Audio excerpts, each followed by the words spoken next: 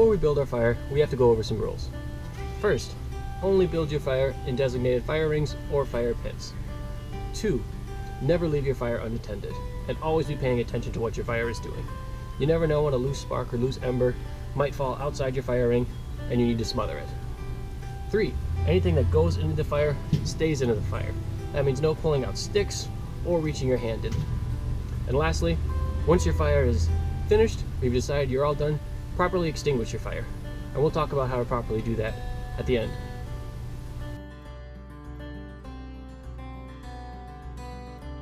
This next technique we're going to show you is called the log cabin, and you can probably guess where it got its name, because the finished product should look like a log cabin. But before we build, let's go ahead and go over all of our materials.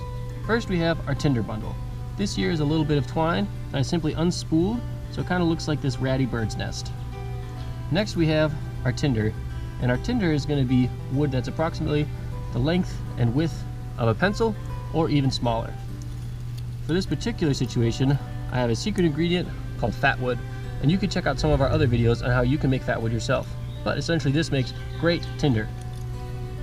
Lastly, we have our kindling, and our kindling is going to be approximately the width of our thumb and a bit longer. You could say from your pinky or from your fingers to your wrist, but again, shouldn't be too large. So let's go ahead and let's start building our log cabins. First, we're going to want to surround our tinder bundle with some tinder.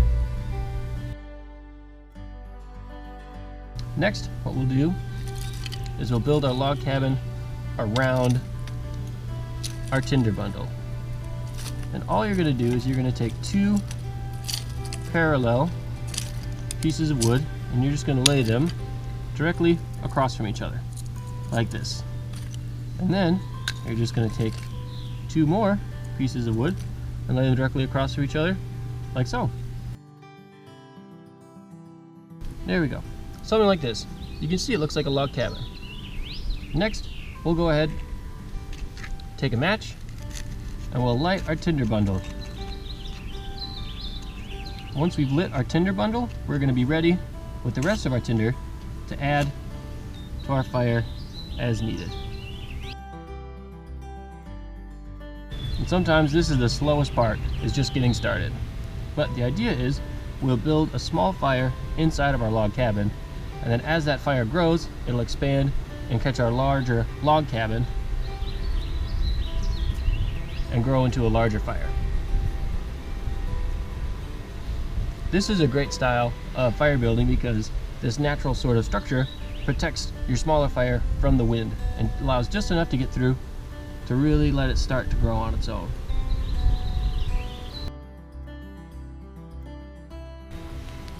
And there you have it. Your log cabin fire.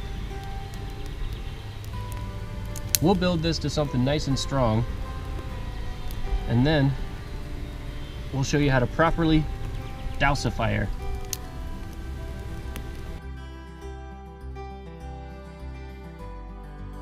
So we've gotten to the end of the night. Everybody's getting tired. We finished cooking. We've wrapped up making s'mores, and we're ready to go to bed. Now, the fire looks like it's pretty burned down. Can't see a lot of flames. It's mostly smoke. A lot of people might assume this is fine. I can go ahead, walk away, and go to bed. That's wrong. Flames don't equal fire, and hot coals in a bed like this are especially dangerous and can remain hot for sometimes up to days at a time. So, before leaving your fire for the night, you need to properly douse and extinguish your fire completely. There's a couple of ways I like to do that. First, I'll take a nice long stick, and what I'll do is I'll break up my fire. Next, I'm going to do one of 2 rounds of dousing. So I have my water bottle here, and I'm going to pour this over the entire area. Alright, now all this steam, all this sizzling, you don't see any orange. It looks like you extinguished all the coals. Again, you might assume that this fire is properly put out. Again, you're wrong. These coals are hot enough to sustain a fire even after getting wet like that. On top of that, you'll notice, if you remember, we built our fire on top of this nice flat rock, which also has gained temperature as our fire is built. So again, I'm going to stir up all my wet coals and try to get all of them equally doused.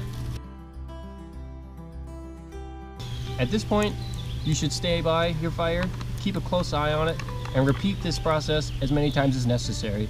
You should be able to wave your hand over your fire and not feel any residual heat. Never place your hand directly in the fire, but you're just feeling for any of those hot coals you may have missed that might still be producing heat.